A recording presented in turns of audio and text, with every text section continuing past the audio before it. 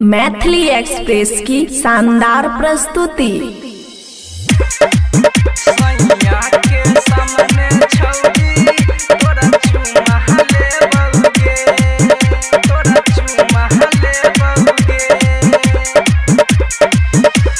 देबो नहीं रे छौरा हमर भेलै शादी, फेर जइबै सैया के घरवा नहीं मिलतो आजादी।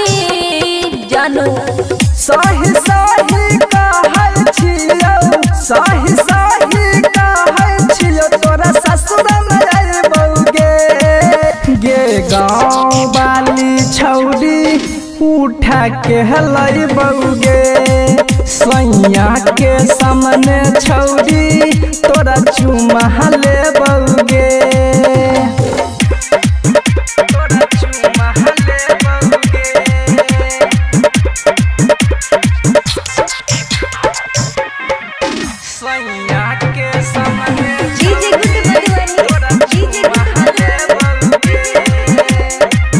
खुशी रिकॉर्डिंग स्टूडियो बलुआहा। फेर घर छिए पश्चिम टोली, जदि अइबे तो चल जइतो गोली। बाबू मान जाओ ना प्लीज।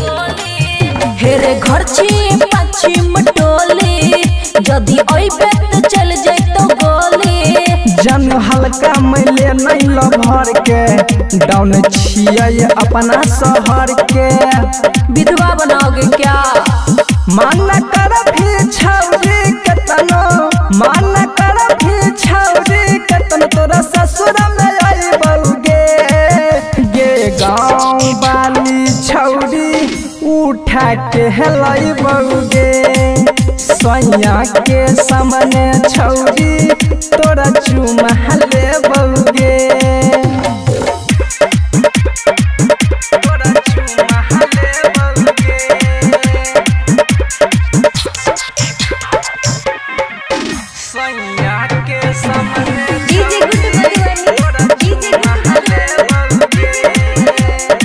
खुशी रिकॉर्डिंग स्टूडियो बलुआहा।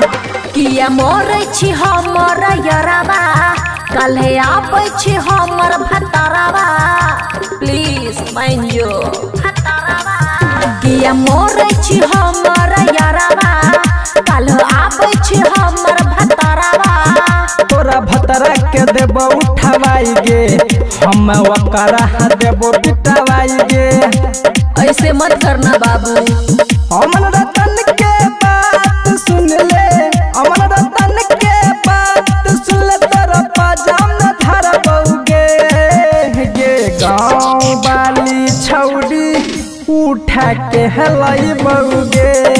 सैया के सामने छौरी तोरा चुमा लेबौ गे। खुशी रिकॉर्डिंग स्टूडियो बलुआहा।